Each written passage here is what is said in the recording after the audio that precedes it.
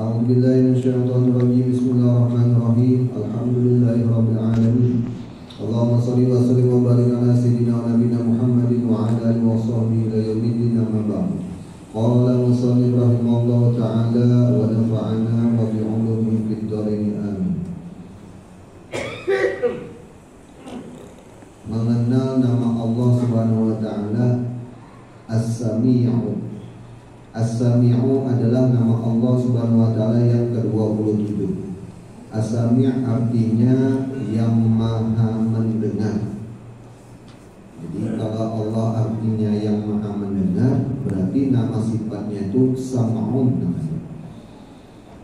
Dialah Allah Subhanahu wa ta'ala yang tidak terlewatkan sesuatu, yang terdengar sekalipun sesuatu itu tersembunyi. Jadi mau sembunyi kan suara tadi, atau pelan kan, atau di dalam hati kita kan, semua itu didengar oleh Allah Subhanahu wa ta'ala. Dia mendengar suatu rahasia atau bisikan, dan bahkan suatu yang sangat halus juga didengar oleh Allah Subhanahu wa ta'ala. Dan dia juga mendengar tanpa melalui daun dan lubang telinga. Nah, jadi cara Tuhan mendengar hanya Allah yang tahu. Yang jelas Tuhan itu mendengar berbeda dengan makhluknya. Makhluknya memerlukan alat, menghajatkan alat, yaitu ada lubang telinganya dan ada daun telinganya. Nah, Allah tidak seperti itu. Allah itu mendengar. Dan Allah juga, Allah Subhanahu wa ta'ala di samping mendengar juga memperdengarkan apa-apa yang pernah kita ucapkan di dalam dunia. Kemudian membalas segala apa yang pernah terucapkan itu, baik itu zikir atau tahlil. Zikir itu yang mengingat Allah, menyebut nama Allah, atau tahlil mengucap kalimat la ilaha illallah, dan semua ucapan yang mendatangkan manfaat. Nanti di akhirat akan dimunculkan itu semua, diperdengarkan kepada kita. Begitu juga sebaliknya, apa yang kita ucapkan mau di hati ataupun di mulut, nanti di akhirat bakal ditampakkan, dilihatkan oleh Allah Subhanahu wa ta'ala. Juga semua ucapan yang tidak bermanfaat nanti akan kita didengarkan rekamannya di hadapan Allah Subhanahu wa ta'ala. Nah, jadi masing-masing aja tuh kita mendengarnya nanti. Kita di sini mungkin sendirian, yang tahu sendirian, nanti di akhirat akan diperdengarkan. Orang lain kan tahu orang lain. Nggak bisa kita bersembunyi, mau menyembunyikan nggak bisa. Keluaran semua terdengar semua apa yang kita ucapkan. Artinya dari Allah aja itu bisa mendengar, bisa juga Allah itu memperdengarkan. Orang yang beriman dengan nama Allah Subhanahu wa ta'ala tadi As-Sami' ini, maka ia akan menjaga lisan dan ucapannya daripada kesalahan. Kenapa? Karena ia yakin bahwa segala ucapan didengar oleh Allah Subhanahu wa ta'ala dan akan diperdengarkan kembali kepadanya di akhirat kelak. Bahkan semua ucapan itu ada bukti, baik hari atau jam mengucapkannya. Jadi detail Allah nanti itu memperdengarkan apa yang sudah kita ucapkan.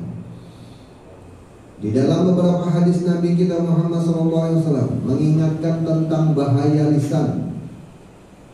Di antaranya yaitu wahal yaqubbun nas bin nari ala wujuhihim au ala manakhirihim illa hasaidu alsinatihim. Artinya tiada yang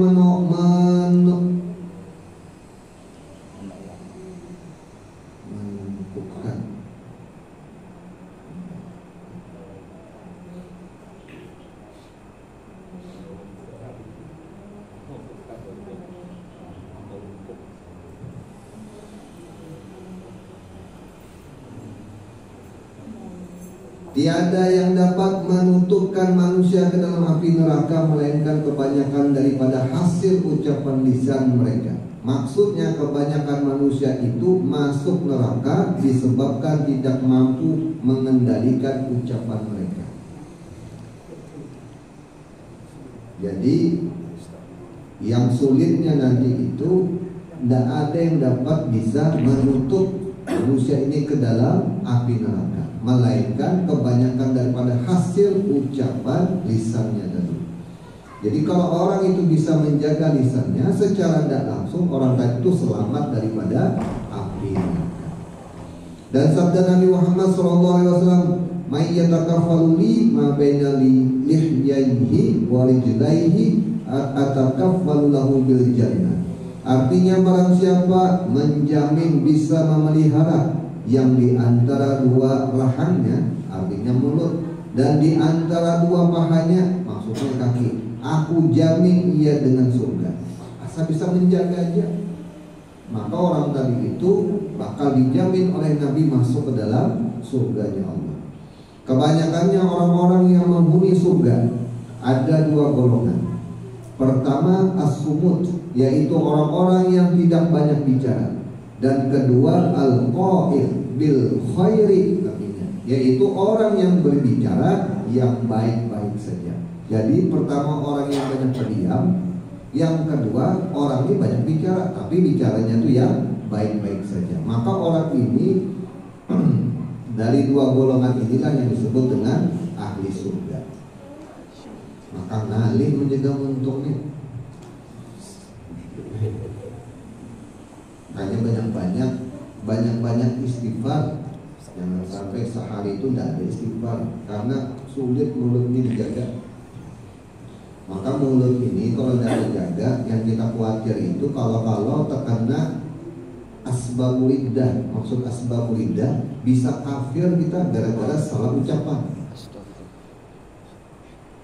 Bergaya boleh, nggak dilarang bergaya, cuman hati-hati bergayaannya, ya kan? Hati-hati bergayaannya, karena bisa menyebabkan orang tadi itu salah tuh yang masih masuk ke dalam kufur tadi, artinya kafir orang tadi. Maka kadang tidak sadar, dianggap biasa aja. Contoh misal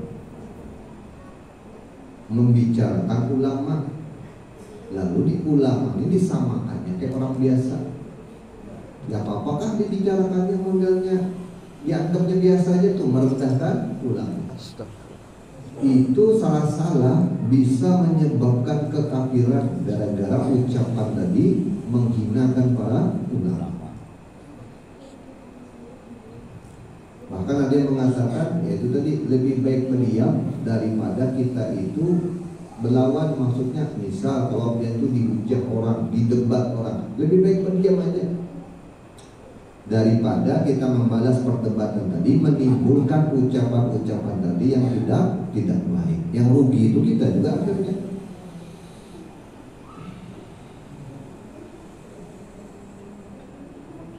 Tidak diucapkan di hati aja kan sama aja, di hati itu juga malah yang dianya. Karena di hati, mau di hati, ucapan di hati, ucapan di mulut, bagi Allah itu sama, jelas bagi Allah itu mendengarnya. Makanya kita disuruh berbaik sangka, memelihara lisan. Dari apakah lisan ini kita jaga? Nah, ini ada penjelasannya. Kata Al-Imam Al-Ghazali, kita harus memelihara lisan sekurang-kurangnya dari 9 hal. Jadi ada 9 pantangan yang jangan sampai lisan kita ini terbiasa mengucapkannya. Yang pertama, memelihara lisan daripada dusta atau kazbun. Rasulullah SAW ketika beliau di akhir hayatnya, yang pertama diwasiatkan beliau adalah tentang kazbun atau dusta. Rasulullah SAW itu bersabda, iyyakum wal kadzib. Artinya jauhilah oleh kalian daripada dusta. Karena sangat penting menjauhi dusta, sehingga sampai akhir hayatnya beliau mewasiatkan masalah ini. Dusta tidak ada yang remeh. Dan adapun yang berat sangat banyak. Seremeh-remeh dusta, tetaplah dusta. Dan di antara dusta yang paling berat adalah yang pertama, al-kidbu 'ala Allah, atau berdusta atas nama Allah Subhanahu wa taala. Contohnya seperti orang yang mengatakan ini haram, itu haram, ini boleh, itu boleh, dan lainnya. Padahal Allah Subhanahu wa taala tidak menyatakan yang demikian. Jadi hati-hati dalam berucap, jangan sampai ketidaktahuan kita. Misal hukum itu nyata itu boleh, kita bilang haram. Nah, kalau kita nggak tahu, nah itu termasuk dusta. Makanya Nabi itu salah satu, seluruh Nabi atau seluruh Rasul yang wajib bagi mereka itu bersifat as-siddiq, yaitu jujur, benar mereka itu semua. Jadi apa yang dikatakannya itu pasti benar, apa yang diperbuatnya pasti benar. Kita sebagai umatnya wajib juga mengikuti akan Rasulullah SAW dengan jangan sampai kita itu berdusta atau tidak jujur. Cuman kadang kita ini melakukan tidak jujur itu banyak yang tidak sadar. Contoh, Allah memerintahkan Rasulnya tadi itu bersifat jujur. Jujur itu ya benar, ya kan? Dari segi apa kebenaran Nabi Muhammad? Dari segi etikotnya, dari segi keyakinannya tentang Allah Subhanahu wa taala. Kita sebagai umatnya wajib mengimani bahwa Rasulullah SAW itu keyakinannya itu benar. Pertanyaannya, kita sudah benarkah keyakinan kita? Sesuai tak dengan Nabi Muhammad? Kalau kita menyimpang daripada Nabi Muhammad, berarti sama saja kita itu tidak meyakini bahwa Nabi Muhammad itu benar dia punya akidah. Yang kedua, Nabi Muhammad itu bila melakukan sesuatu, mengerjakan apapun, niatnya itu pasti tujuannya kepada Allah Subhanahu wa taala.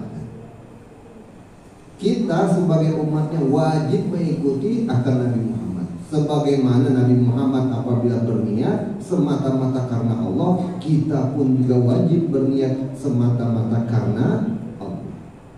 Bila mana kita niatnya melenceng daripada karena Allah, maka kita termasuk golongan orang yang tidak jujur di mata Allah Subhanahu wa taala. Dusta juga kita jadinya. Aku menuntut ilmu ini, ya Allah, niatku semata-mata karena sholat dia. Lalu kita menuntut ilmu, niat kita lain dari karena Allah. Nah, berdusta itu namanya niat tadi. Jadi dusta itu tidak mesti ucapan, itu biasa aja kita. Ini yang masalah di hati ini, nah, etikot ini, nah, benarkah sudah belum kita? Dari segi perbuatan, Nabi Muhammad itu benar perbuatannya semua. Semua itu datang murni dari Allah Subhanahu wa taala. Seperti sembahyang sunnahnya Nabi, seperti cara praktek Nabi itu bersedekah, seperti praktek Nabi itu dalam melawani nahi mungkar.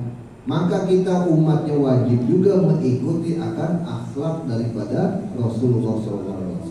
Bahwa kita memang benar-benar meyakini Nabi Muhammad itu memang benar. Artinya jujur Nabi Muhammad tadi. Nabi Muhammad itu dalam bertindak, dalam memperbuat, dalam ketetapan Nabi itu semua murni datang dari Allah. Maka kita umatnya wajib percaya terhadap apa-apa keputusan Nabi. Ya, para wali-wali itu akhirnya begitu dia mengetahui hukum-hukum ini semaksimal mungkin dalam kesehariannya orang tadi itu mengikuti akan perilaku Nabi Muhammad SAW. Kenapa jadi diikuti Nabi Muhammad? Karena Nabi Muhammad aja yang paling benar di antara seluruh makhluk-makhluknya. Kalau kita mengimani Nabi Muhammad lalu kita remehkan perilaku Nabi Muhammad, nah ini yang bahaya, bisa berkafiran kita jadinya. Wah, bina bersurban, bina berbulan sekarang nih, ya kan? Padahal itu pekerjaan Nabi Muhammad kan bukan kan? lalu kita remehkan. Orang yang berpakaian begitu, hati-hati. Ini orang mau menjalankan sunnahnya Nabi, kita remehkan, lalu kita ucap yang macam-macam. Berarti secara tidak langsung kita mendustakan akan sunnahnya Rasulullah SAW. Kalau orang yang sudah mendustakan akan sunnahnya Nabi, kafir hukumnya. Yang kedua yang perlu kita jangan sampai berdusta, al-kizbu atau al-kazbu ala rasulihi, atau berdusta atas Rasulullah SAW. Padahal Rasulullah itu tidak pernah menghadiskan seperti apa yang dikatakannya. Biasanya ini dilakukan oleh orang-orang yang mencari dunia dengan menjual agama. Mereka tanpa segan berdusta atas nama Allah dan atas nama Rasul. Maka inilah dusta yang juga paling berat. Sekira dapat duit tadi, bawakan hadis palsu. Ini kayak apa burung masuknya boleh kan? Padahal nyata tak boleh, dibilangnya boleh, ada hadisnya. Nah itu juga bahaya tuh.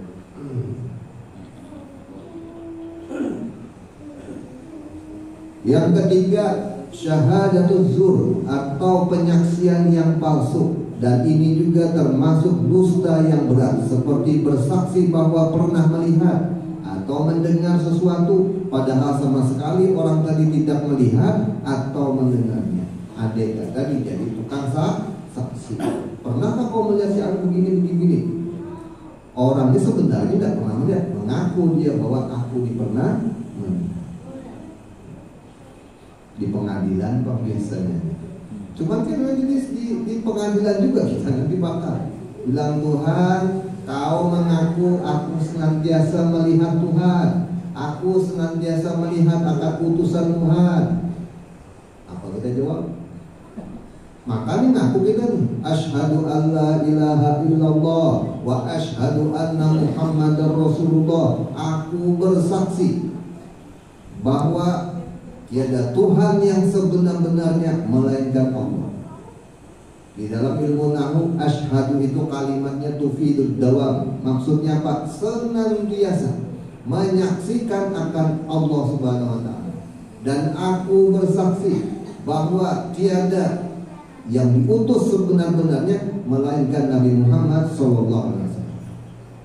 Kalimat asyhadu itu maksudnya senantiasa, terus-terusan kita itu menyaksikan.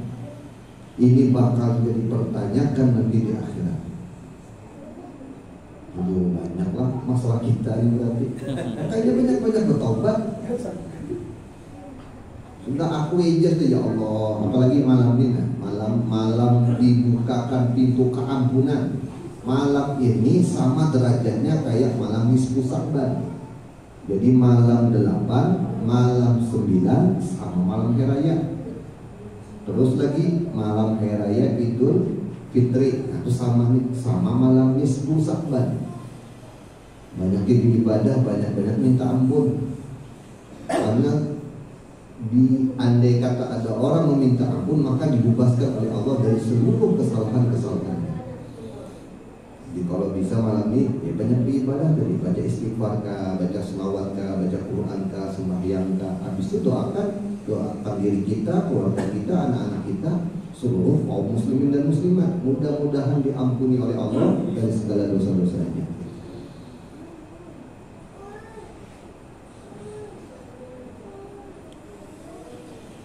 Yang keempat,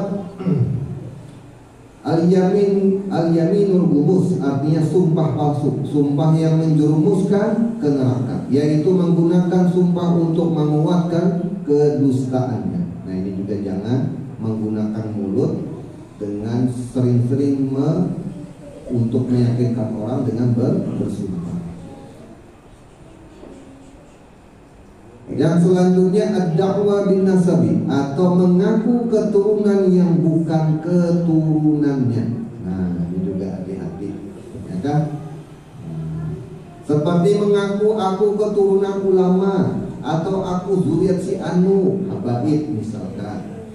Atau biasanya mengaku-ngaku keturunan ini diperbuat supaya orang-orang hormat kepadanya.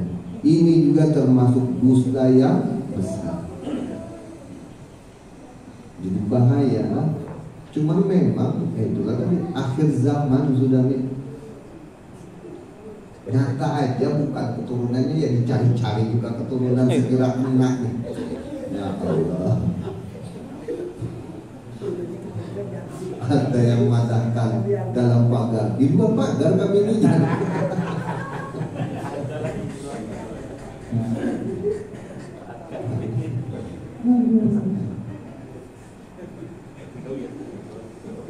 Kelakuan kayak pembala, pendatuannya orang alim wali, kelakuan kita kayak pembala yang mau ngaku-ngaku jualan keturunan.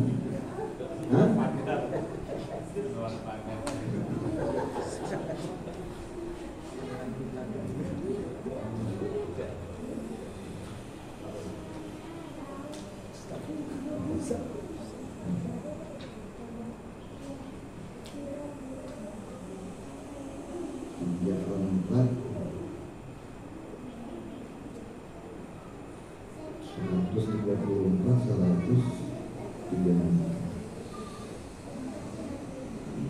Jadi bahaya masalah pengakuan tadi itu.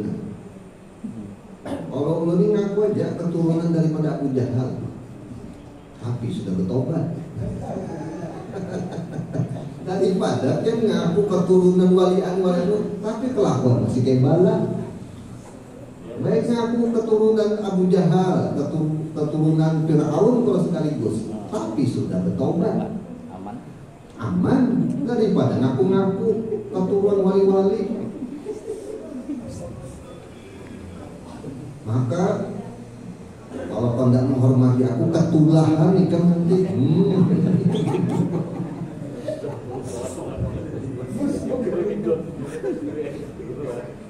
Hati-hatilah, jangan main-main masalah ini. Keturunan itu di dalam Al-Quran itu dijelaskan memang ada dua. Keturunan dari segi nasab benar, keturunan dari segi perilaku atau disebut dengan keilmuan atau juga disebut dengan mengikuti daripada datu-datunya, itu pun juga termasuk keturunan sebutannya, atau bahasa lainnya zuriyat. Jadi kalau kita nih bukan keturunan habaib, ingin juga sekira bagus punya kita keturunan di atas, maka caranya ikuti perilaku Nabi Muhammad. Maka sebutannya ini kita, nasab kita itu, keturunan kita tuh sebutannya termasuk golongan daripada zuriatnya Nabi Muhammad SAW. Siapa contohnya? Salman Al-Farisi. Salman Al-Farisi itu saking akhlaknya luar biasa, diperebutkan. Ini orang golongan muhajirin, ini golongan ansor. Lalu Nabi langsung ucap, ini zuriatku, bilang Nabi. Nabi yang langsung mengakui ini adalah keturunanku.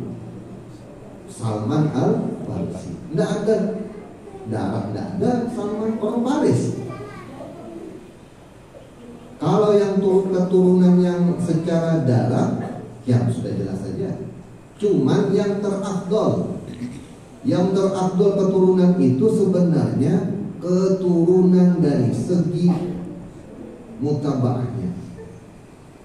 Kenapa? Contoh seperti Nabi Nuh punya anak, gara-gara tidak mengikuti cirinya perilaku keagamaan Nabi Nuh, maka binasa juga, dibinasakan oleh Allah. Sampai di Quran itu dijelaskan innahu laisa min ahli. Kenapa jadi sampai Allah itu mengatakan seperti itu? Di Al-Quran itu dijelaskan itu Nabi Nuh ini memohon kepada Tuhan, Tuhan ada anakku ini, ada ikutnya dalam kapal ini. Tuhan langsung menjawab, itu bukan zuriatmu, padahal anak kandung nih, itu lain zuriatmu. Kenapa jadi sampai ini bukan zuriatku, bilang Nabi Nuh? Karena amalnya berbeda dengan engkau, maka itulah jadi putus dia punya zuriat. Makasih, bilang Nabi Nuh, ini aku sudah bawa kapal nih, gampang aja bahaya, naik pohon kelapa aja maka selamat juga. Nah, akhirnya tidak selamat juga, mati juga anak Nabi. Gara-garanya tidak mau maafin, tidak mau menurut dengan suruhan daripada Nabi. nggak dijadikan sebagai keluarga, karena bagi Allah tuh gampang aja mau memutus zuriat itu gampang aja. Harusnya kita ini kalau kita punya zuriat orang soleh, maka bersyukur kita. Maksud bersyukur, ikutilah perilaku orang-orang soleh. Kalau juga kita ini nggak punya zuriat orang soleh, maka mulai dari sini kita stop, kita jadi orang solehnya.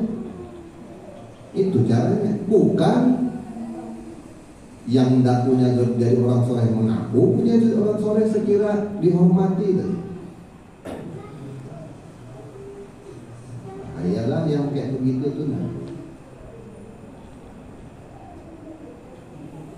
Yang selanjutnya al-kizbu fi tarhib wa tarhib, atau dusta untuk menggemarkan atau dusta untuk menakuti orang lain. Biasanya berdusta untuk keuntungan diri sendiri atau golongan, seperti pedagang yang memuji-muji barangnya agar orang tertarik padahal barangnya itu cacat, atau kelompok tertentu yang ingin banyak pengikut sehingga mengobrol janji-janji, mengobrol akan janji-janji, padahal dalam hatinya tidak ada keinginan untuk menepati janji-janji. Misal ulun mina anak buahnya Burgutri berjual sapi umpamanya, beli kau tempat Burgutri, sapinya tuh bagus-bagus, padahal sapinya cacat nih, ya kan, murah sudah tuh. Padahal sapinya kurus, terus cacat. Ulun cerita ke orang-orang mempromosikan bahwa dia punya barang ini bagus. Nah itu namanya berdusta. Kalau urusan janji ini, bukan partai itu. Jangan, apalagi tim suksesnya. Si ini kalau jadi, masya Allah, hati-hati ngomong kayak itu. Sama juga tuh berdusta. Yang kesian tuh jadi tim sukses, ya kan? Sudah dikasih duit, disuruh kerja, tapi ya tadi sekira menarik orang paksa berdusta. Baik banget sendiri. Apa yang kita pinta dikasihnya. Ini buktinya aku dikasihnya. Belum jadi lagi. Kalau sudah jadi, nah itu juga berdusta. Hati-hati kita dalam menggunakan lisan kita. Al-kizbu liyudhib bihi, atau dusta untuk membuat orang di sekitarnya, maksudnya pendengar, tertawa. Dan ini sering kita jumpai, seperti cerita-cerita bohong berupa lelucuan-lelucuan supaya orang tertawa mendengar. Nabi Muhammad SAW berkata, barang siapa yang berdusta seperti demikian akan diterjunkan ke dalam neraka lebih tinggi daripada bintang suraya ke bumi. Jadi bintang suraya itu tinggi, ya kan? Jatuh misalkan ke bumi itu, nah luar biasa jauhnya. Nah ini lebih tinggi lagi, cuma masuk ke dalam neraka. Gara-garanya apa? Demi untuk sekira lucu, berdusta orang lain. Ya tumpang kali ya, sudah akhir zaman ini. Buka TV mendengar orang itu, ya kan? Buka TV, ketemu kekawanan mendengar juga omongan kayak ini. Makanya tadi banyak-banyak istighfar aja kita. Sudah akui lah kalau kita ini banyak salah. Jadi kalau yang beristighfar, doakan juga orang-orang yang kayak itu tuh. Jangan didiamkan. Mudahan aku diampuni, orang yang maksiat tadi pun juga diampuni. Jangan kita aja berdoa yang ya Allah ampuni aku, yang lain jangan. Nah, aku aja ya Allah minta ampun, jangan. Semua didoakan segera diampuni. Maka doa yang seperti ini yang lebih mujarab, lebih cepat Allah itu mengabulkan apa yang kita minta. Apalagi yang kayak model doanya Syekh Al-Madani itu, Allahumma bir li ummati sayyidina Muhammad. Makanya jangan sampai tidak terbaca habis sembahyang tuh astagfirullahalazim li wal mu'minin wal mu'minat. Itu dibaca 11 kali. Kalau habis sholat subuh dibaca 27 kali. Astagfirullah li wal mu'minin wal mu'minat. Ya Allah, ampuni dosa-dosaku dan dosa seluruh muslimin dan muslimat.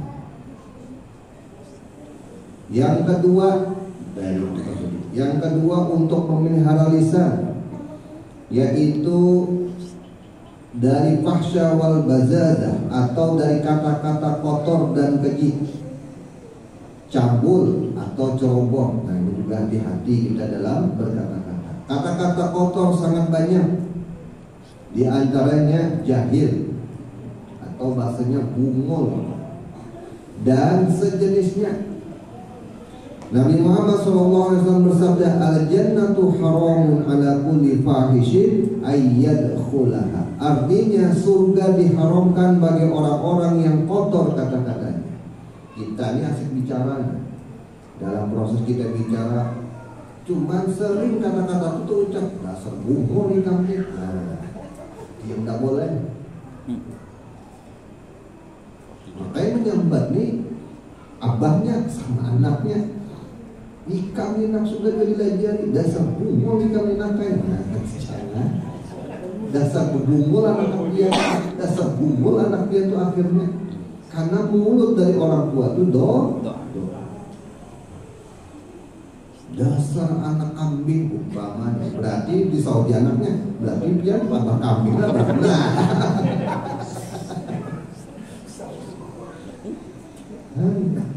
Hati-hati dalam berlisan. Di samping memelihara lisan dari kata-kata kotor seperti di atas, lisan juga harus dipelihara dari kata-kata kotor yang keji, yaitu seperti seseorang yang menerangkan hal yang berhubungan dengan kemaluan yang terlalu rinci sehingga membuat orang tertawa. Dan ini menurut Nabi Muhammad SAW adalah salah satu cabang daripada sifat kemunafikan. Nah, jadi hati-hati juga kita itu dalam menjelaskan, walaupun kondisi kita itu belajaran. Nah, belajaran aja nih disuruh kita itu hati-hati dalam menuturkan kata-kata. Apalagi kita itu dalam proses tidak mengajar orang. Yang ketiga, memelihara lisan dari istihza'ul ghairi, atau meremehkan dan mengolok-olok orang lain, seperti mengolok-olok orang miskin atau orang ahli maksiat. Ini juga berbahaya bagi lisan, apalagi mengolok-olok ahli maksiat yang sudah bertobat dengan mengungkit-ungkit kesalahannya. Sabda Nabi Muhammad SAW, man ayyara akhahu bidzambin qad taba minhu lam yamut hatta ya'malahu. Barang siapa mencela seseorang saudaranya dengan satu dosa padahal dia telah taubat dari dosanya, tidak akan mati sehingga dia memperbuat dosa itu. Ini ada orang hobinya dulu ya kan, suka main judi sama suka sabu-sabu, tapi dia sudah taubat. Kita olok orang tadi, tidak bakal mati orang tadi itu kecuali mengerjakan yang dioloknya orang tadi. Makanya kalau kita tuh melihat orang melakukan maksiat, dalam hati kita tuh ada dua pandangan. Yang pertama, bersyukur kita tidak ditakdirkan Allah mengerjakan maksiat itu. Yang kedua, baru kita berdoa, ya Allah, takdir Engkau ini tidak menjadikan aku seperti ini, maka ampuni dosa orang tadi. Dan aku juga mudah terjaga, jangan sampai Engkau takdirkan aku di dalam kemaksiatan tadi. Jadi jangan dihina orang yang melakukan maksiat tadi. Apalagi orangnya memang sudah bertaubat. Nah, kalau sudah ada menghina orang itu, berarti di perasaan orang tadi itu ada merasa mulia. Orang itu jadi menghina gara-gara ada merasa sifat mulia di hatinya. Kalau dia sudah merasa akunya juga banyak dosa, tidak berani menghina orang. Yang ada tuh terima kasih kepada Allah dan memintakan ampun buat dirinya, sekalian pelihara dan meminta ampunkan buat orang yang dilihatnya tadi yang maksiat tadi. Ini kadang diulang lagi, diulang lagi. Wah ini sembahyang tak sudah. Nah kesiannya orangnya baru mau belajar sembahyang diuluti. Kapan ubah kawalinya? Orang ini sudah sembahyang 5 waktu, jadi olok-oloknya. Aktif wah ini lah ke masjid, kena ubah kawannya, ada apa nih? Nah, itu bahaya tuh. Yang keempat, memelihara lisan daripada ghibah. Nah, ini sudah tahu aja sudah biar kayak apa ghibah tuh. Masalah ghibah ini sudah dibicarakan pada pembicaraan sebelumnya, yang bahayanya sangat besar. Karena kata Nabi Muhammad SAW, ghibah lebih berbahaya daripada zina. Dan lagi sabda Nabi Muhammad SAW, man mata ta'iban minal ghibah wa huwa akhiru may yadkhulul jannata wa man mata musiran 'alaiha wa huwa awwalu may yadkhulun nar. Artinya barang siapa yang mati setelah bertobat daripada ghibah atau menggunjing, maka ia adalah orang yang paling akhir masuk ke dalam surga. Akhirnya nih, tapi ini orang menghibah tobat masuk surga, ceritanya nih tetap juga masuk paling akhir. Dan barang siapa meninggalkan dunia dalam keadaan mengekalkan ghibah, akhirnya tidak bertobat, maka ia orang paling awal masuk ke dalam nerakanya Allah. Nah, pilih mana aja biar pilih itu bertobat aja sudah, hampir-hampir sudah menghibah orang. Ghibah diri sendiri aja, aku ini banyak salah, cuma meratapnya tuh ke Tuhan. Tidak boleh juga kita menyesalkan aib kita di mata manusia. Ke Tuhan yang kita ratapi, ya Allah, hari ini melakukan ini, ampuni ya Allah. Ya Allah, aku nih hari ini tidak bersyukur, justru hari ini aku nih banyak kesal dengan Engkau Tuhan, ampuni ya Allah. Itu mulut yang harus digunakan. Yang kelima, memelihara lisan dari memuji diri atau memuji orang fasik. Memuji diri bisa mengakibatkan takabur dan ujub. Sedangkan memuji 136, nanti kembali lagi 136.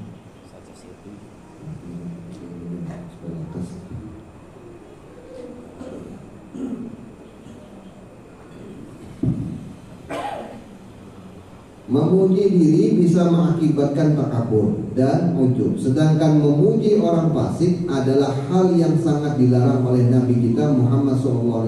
Sebagaimana sabdanya, Inna Allah Ta'ala yaghdabu idza mudihal fasik. Artinya bahwasanya Allah Subhanahu Wa Ta'ala sangat marah apabila orang fasik dipuji. Memuji diri ini tidak perlu ada orang. Kalau namanya kita memuji diri di hadapan orang, itu namanya riya.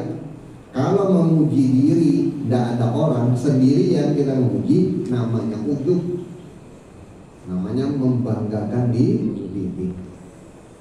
Hari ini aku baca sholat 10.000 sudah Tuhan.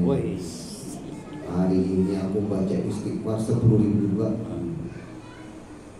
Kayaknya ditanjungin, aku aja panggilannya. Yang lain ini kerendah. Itu namanya ujub namanya. Nah, tidak boleh kita seperti itu. Maka seluruh amal yang kita lakukan dengan sebab ujub tadi itu semuanya sirna. Kalau yang berbicara itu di hadapan orang, niatan tadi sekira orang memuji diri kita, namanya riya. Tapi riya ini tidak mesti juga dengan mulut. Dilihatkannya tuh Bang, gawiannya, ibadahnya tadi di hadapan orang. Yang paling sering terjadi di saat orang banyak sembahyang witir 11 rakaat orangnya. Begitu di rumah, namun tergawi. Itu nyata riyanya.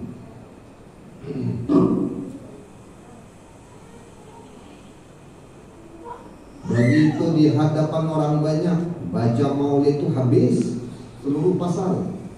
Begitu di rumah, nggak terbaca orang di maulid.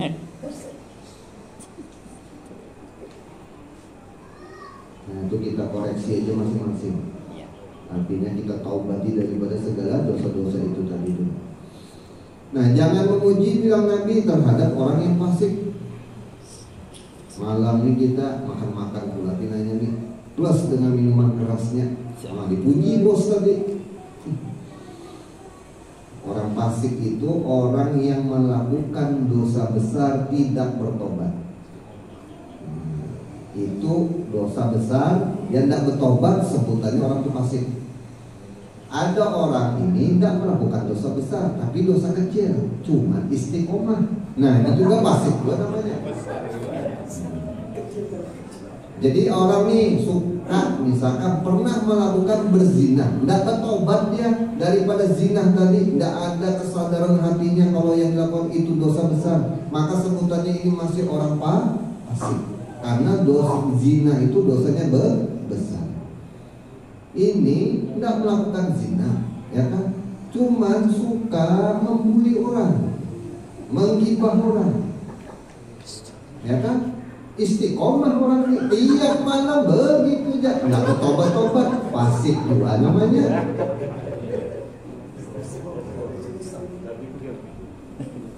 Orang ini suka tidak menerima dengan ketentuan Tuhan, sakit hati.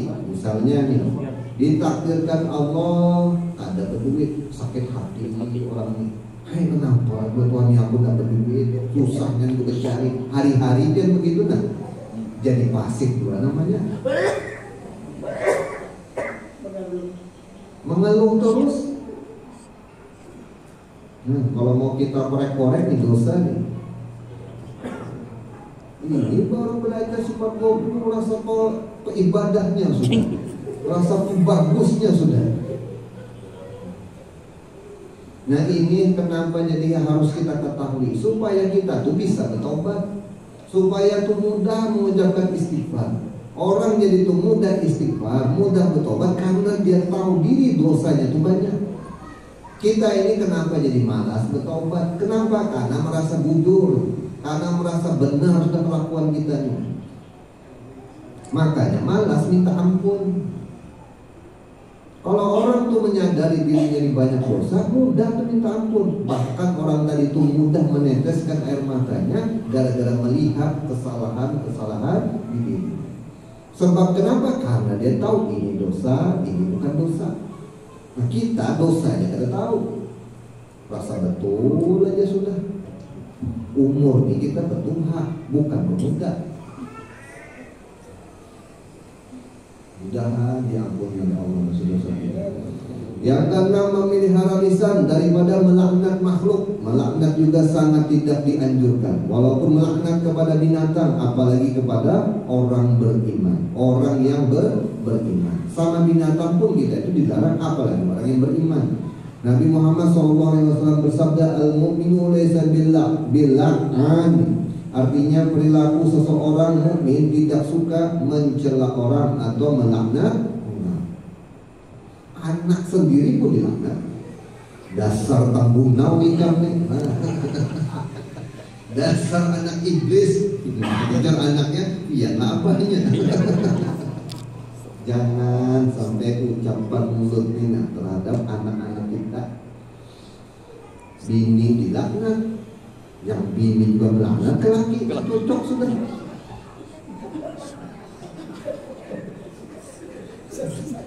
Malaikat rahmat tuh kedua turun. Kenapa namanya itu? Kalau aku dilaknatnya juga. Makanya menjauhan malaikat-malaikat. Di rumah saling menyambat aja, saling menghina, saling melaknat. Malaikat pun takut dah kalau dilaknat juga. Yang harusnya malaikat rahmat itu ada di situ, malaikat pembawa rezeki ada di situ. Gara-gara melaknatan, bukannya takutan. Nah jadi kenapa jadi orang tadi itu rezekinya sulit, ya kan? Karena kelakuan begitu. Nggak mau berbalap pun nggak mau dekat. Tapi kalau di rumah orang tadi selawat dibaca, Quran dibaca di dalam rumah nih, ya kan? Saling menghormati, misalkan nih, ya datanglah malaikat-malaikat yang baik-baik tadi, betahnya di rumah situ. Nah, betul juga kamu cobain. Coba aja di rumah tuh, sambatan aja terus, ya kan? Makin bersakit hidup kita. Nanti dikit-dikit si bini menyambati laki, nanti dikit-dikit laki pula menyambati bini, nanti anak pula dimarahi, nanti anak pula disambati macam-macam. Kita lihat aja lah rumah kita. Jadi wajar aja, ternyata hidup pun makin sulit, makin susah, beribadah itu berat, ya kan? Kenapa? Karena malaikat muakal-muakalnya ini nggak mau datangnya ke situ. Tapi kalau orang di rumah situ sholawatnya kuat, baca Qur'annya kuat, sembahyangnya berjamaah misalkan, ramai lah yang datang, yang bagus-bagus juga yang datang-datang.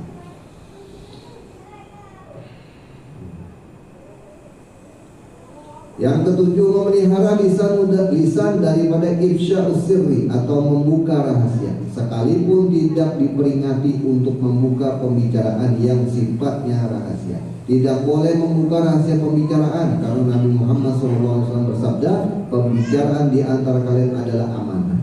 Membuka rahasia sama halnya dengan merendahkan orang. Nah, jadi kalau ada orang ini bercerita masalah rahasia, kita wajib menjaganya, jangan sampai menceritakan ke orang lain. Yang kedelapan, memelihara lisan daripada namimah atau anjur atar. Nabi Muhammad SAW bersabda, yang maksudnya bahwa tidak akan masuk surga orang yang namimah atau orang yang suka anjur atar. Ini suka ma'adu domba. Anjur atar itu bahasa orang dulu namanya ma'adu domba. Kalau bahasa Arabnya namimah. Yang kesembilan, memelihara lisan daripada bertanya orang tentang ilmu makrifat yang halus-halus dan menjawabnya. Seperti pertanyaan orang awam tentang sifat Allah Subhanahu wa taala atau kalam Allah Subhanahu wa taala, apakah qadim atau baharu. Ini pertanyaan sebenarnya sudah pertanyaan tentang makrifat yang halus-halus.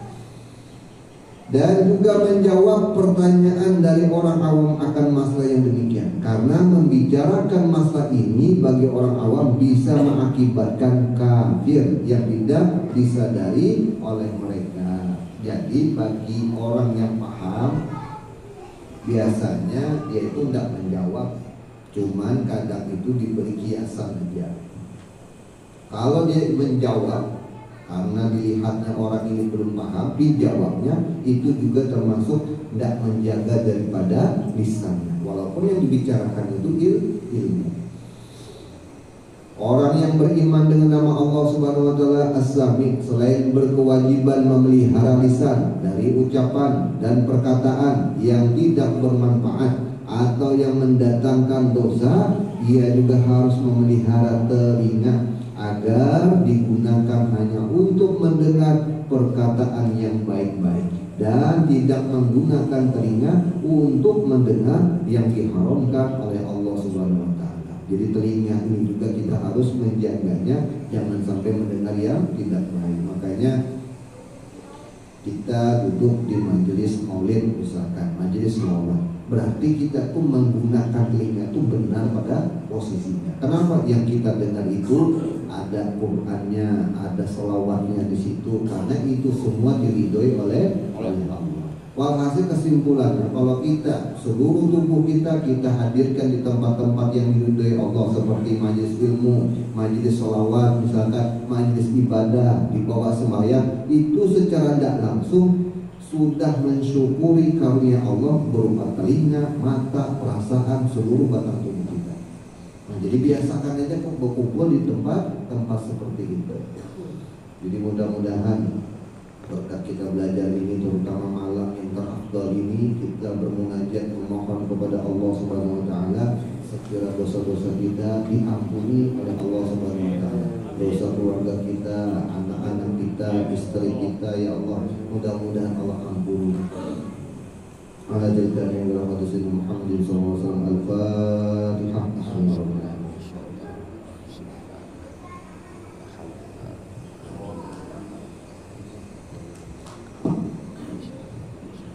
Ya Rasulullah, salamun alaik الشان والدرج عطفة يا جيرة العالم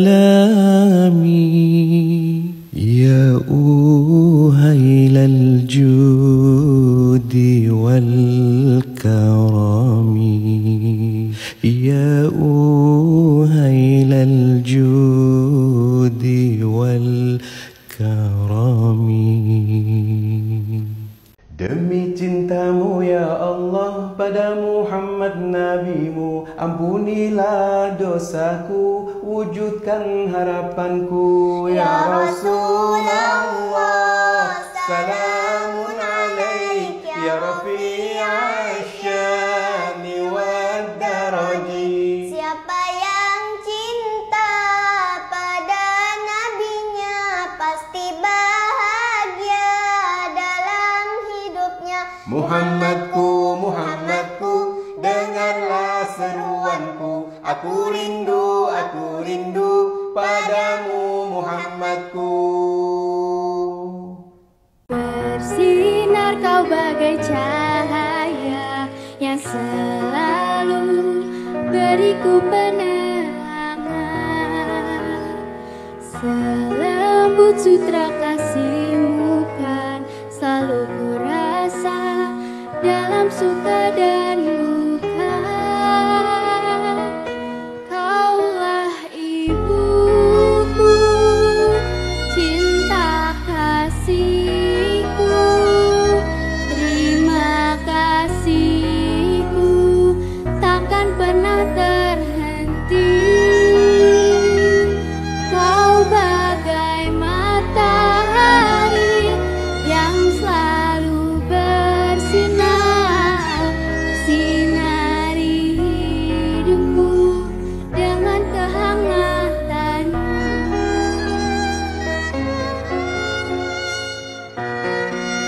Yang hafal ikutin ya. Bagaikan embun kau sejukkan hati ini dengan kasih sayangmu. Betapa kau sangat berarti dan bagiku kau takkan pernah terganti. Salatun minallah wa alfa salam ala al-Mustafa Ahmad syarifil maqam. Salamun salamun kamiskil khitam alaikum uhaibabana ya kiram. Wa ma dhikrum unsuna fi dhalam wa nurun lana baina hadzal anam. Ya Rabbana كتصفا بمحمد اغفر لنا يا سامعا لدعانا يا ربنا كتصفا بمحمد اغفر لنا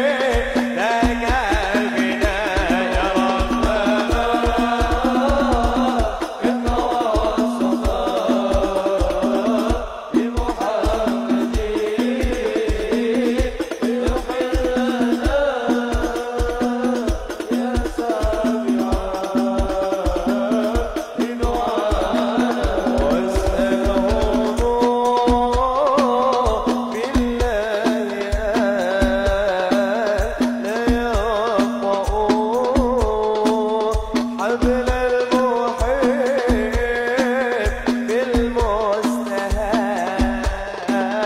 بعيدنا يا رب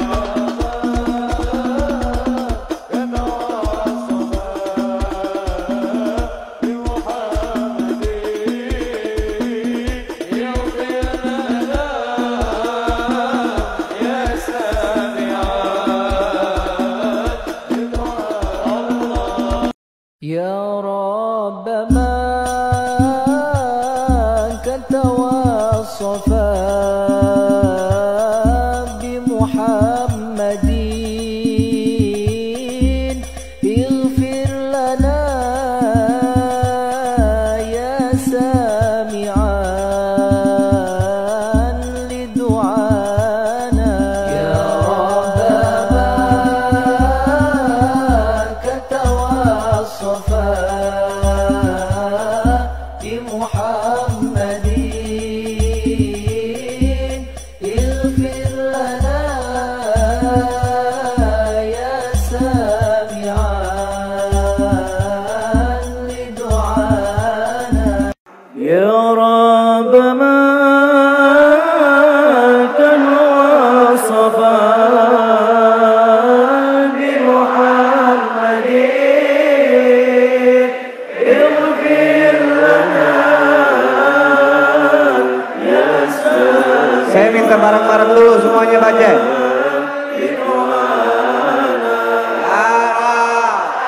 Angkat tangannya.